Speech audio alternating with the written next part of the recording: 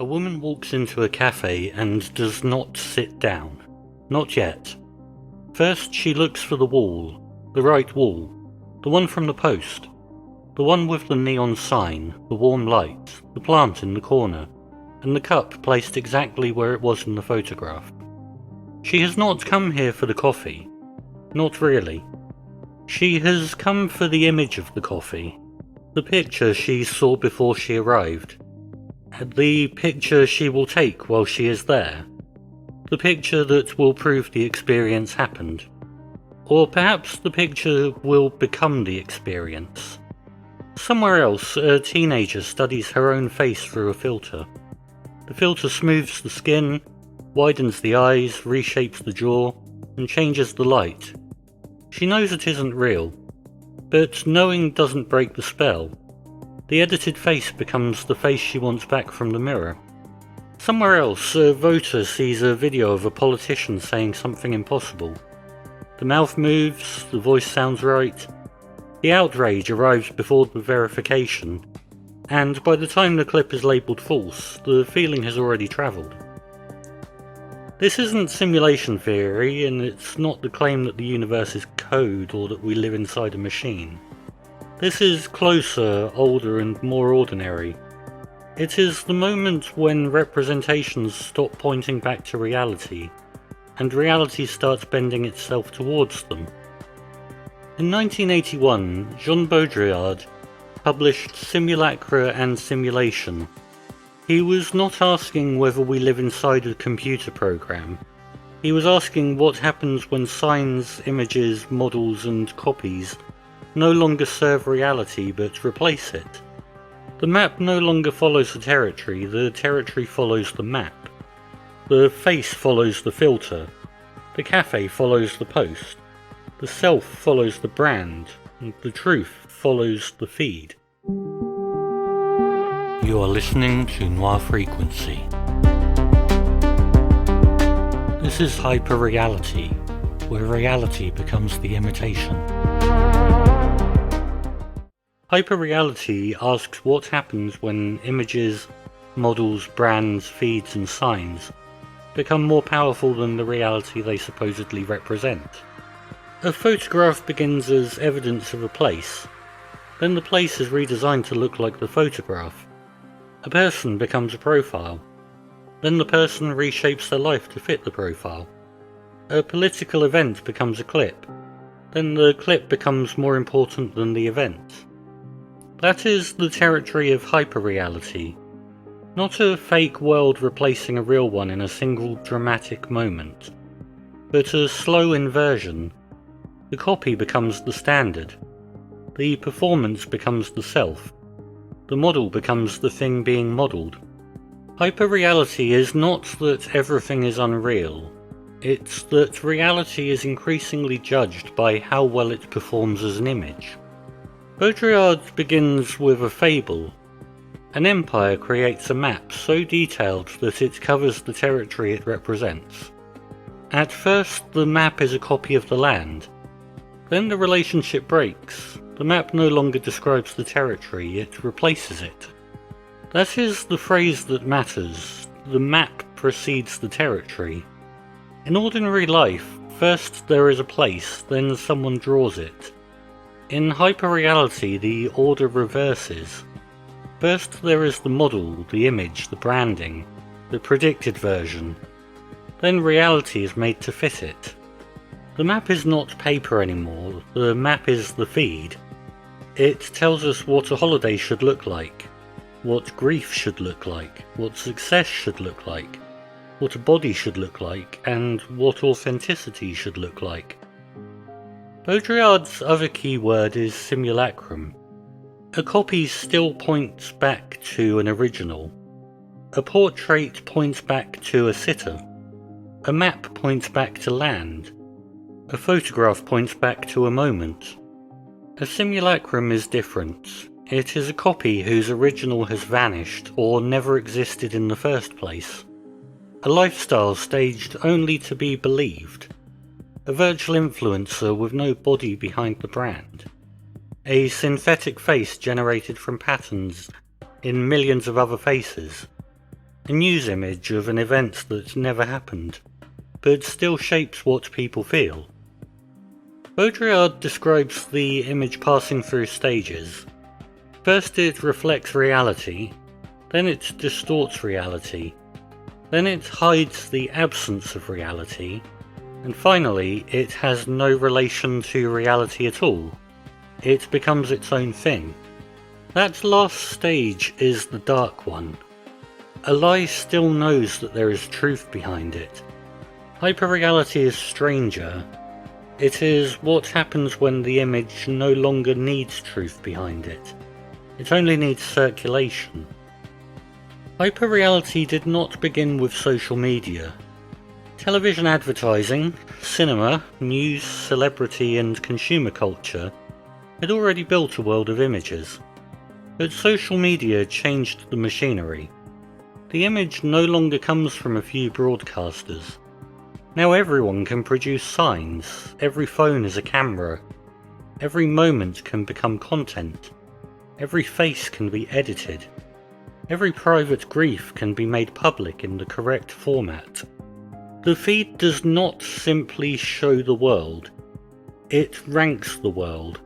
It cuts life into fragments, measures those fragments, tests them against attention, and returns the ones most likely to keep us there. Truth is not the only currency. Sometimes it is not even the main currency. A story that moves slowly can lose to a false story that moves well. A careful explanation can lose to a phrase that feels good to repeat. A correction can lose to the first image that made people angry. This is where conspiracy culture and hyperreality begin to overlap. Not because all suspicion is irrational. History contains real cover-ups, real propaganda, and real abuses of power. Suspicion is not the problem by itself. The problem is where signs stop needing ground. A screenshot becomes evidence, a clipped video becomes evidence, a logo becomes a confession, a coincidence becomes a pattern, the reaction becomes proof that the original claim mattered. The event disappears behind its afterimage, and because every feed is personal, the shared screen breaks apart. We do not simply disagree about what the world means. Increasingly, we do not see the same world long enough to disagree about it. Hyperreality does not only change politics and news, it changes the self. On social media, identity becomes something designed for display. A person becomes a profile. A life becomes a grid. A friendship becomes a tag.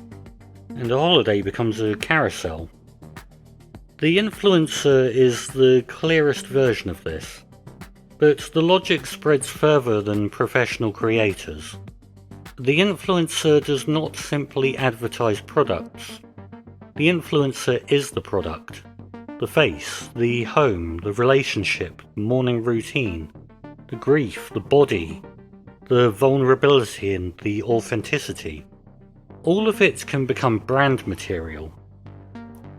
This is where authenticity becomes unstable. The more a person performs authenticity, the more authenticity becomes a style. The messy bedroom must be messy in the right way.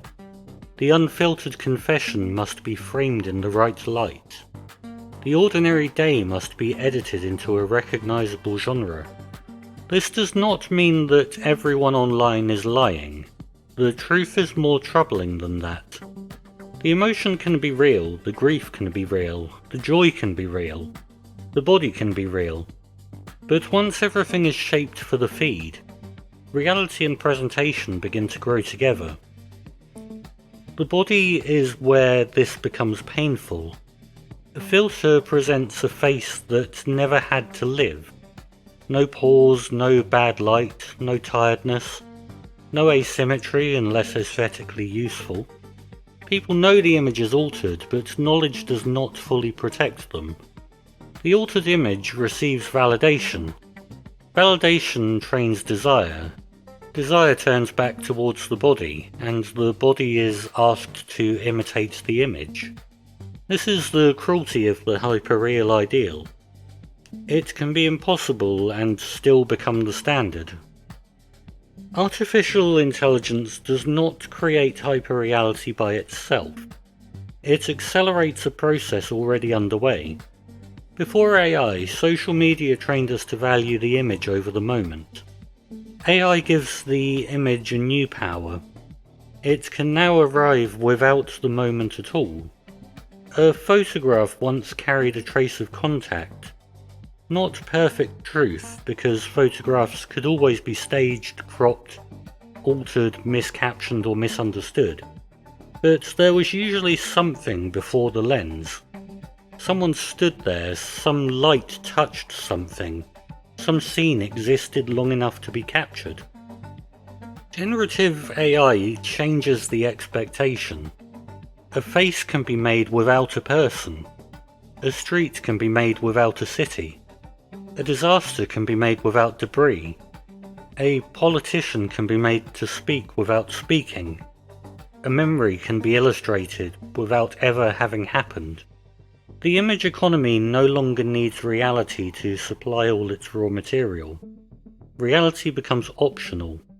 Then come the synthetic people, virtual influencers, AI models, generated faces, voice clones, chat companions, digital personalities that can post, flirt, sell, comfort, advise, influence, and perform identity without a human life behind the face. Celebrity has always involved distance between the person and the image. The public figure has always been partly constructed, but synthetic personas remove the unstable human center. No fatigue, no aging unless designed, no private life except the one written into the character. No body that can resist the brand. The synthetic person does not need to be alive in order to function socially. That is the hyperreal turn. The sign performs the role of the person, and if the performance works, the missing person may not matter. AI changes more than images, it changes the first version of reality people encounter. For decades, search engines gave us lists. Messy, imperfect lists. But lists all the same. The user saw sources, titles, dates, snippets, and conflicts. The results page still suggested that reality was distributed across documents. AI summaries compress that mess into an answer, a paragraph, a voice, a confident explanation. That can be useful, but it can also be dangerous. Not because every AI answer is false, but because even when it is mostly right, it changes the relationship. The user may never reach the source. The disagreement may disappear. The uncertainty may be smoothed away. The answer may sound more settled than the world it describes. This is hyperreality in administrative form. The model doesn't merely describe reality, it becomes the version of reality that most people meet first. And the first version has power. It frames the second, it colours the third. It decides what sounds plausible before evidence has had time to arrive. There is a danger in taking Baudrillard too far. If everything becomes image, sign and simulation, it can sound as if nothing matters, as if bodies are not bodies, as if hunger is only a symbol, as if war is only footage, as if climate is only discourse, as if suffering disappears when the screen goes dark. And that's not enough. Reality resists. A virus doesn't care about whether a leader performs confidence. A flood doesn't care whether the clip is flattering. A debt does not vanish because the lifestyle grid is perfect. A body doesn't stop needing sleep because productivity content says otherwise. A forest doesn't regrow because the brand posts a green logo. Hyperreality is not total. The image can dominate perception, but it cannot abolish consequence. It can delay recognition, it can distort attention. It can make people argue with the smoke while the house burns, but the fire is still there. And yet, even rupture is quickly absorbed. The disaster becomes content, the grief becomes content. The fire becomes an aesthetic. Reality breaks through and the image arrives to harvest it. So let us look again, not to decide that reality is fake, but to see the inversion. A map that no longer follows the land, a cafe designed for the photograph, a face reshaped toward the filter, a self organised as a brand, a news story optimised for reaction, a conspiracy made from signs referring to signs, a synthetic person selling real products, an AI summary becoming the first version of reality. This is hyperreality, not unreality, not fantasy, something more intimate. A real world increasingly organised around its representations. A society where the copy does not come after the real. The copy waits in front of it. The danger is not that we will stop believing in reality. The danger is that we will only recognise reality when it arrives in the correct format. Vertical, edited, captioned, shareable, monetisable, and confirmed by the feed. And outside that frame something waits. Not fake, not gone, just unseen. The cafe is real, the coffee is real, the face is real, the body is real and the grief is real, the room is real. But the image got there first. It told the room how to look. It told the face what to become. It told the self how to perform. It told the crowd what to feel. And it told the memory how to arrange itself. Now the map is in our hands, it wakes us, it follows us. It watches what we touch. It learns what holds us, and it offers the world back, edited for our attention. And with AI, the image no longer has to wait for the world. It can generate the face, the room, the voice, the memory, and the proof, the first answer. The danger is not that reality is fake. The danger is that reality increasingly has to behave like its own imitation.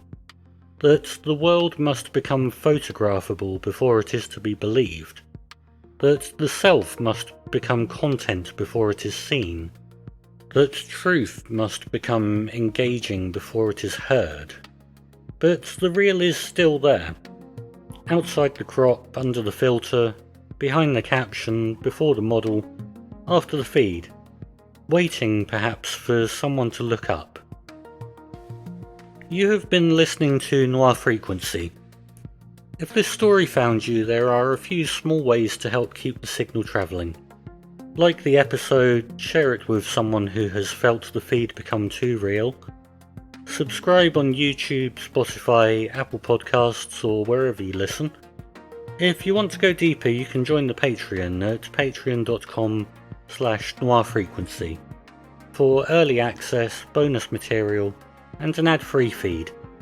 And if you want to carry the signal out into the world, visit noirfrequency.com for the store. Thank you for being here. Until next time, keep listening.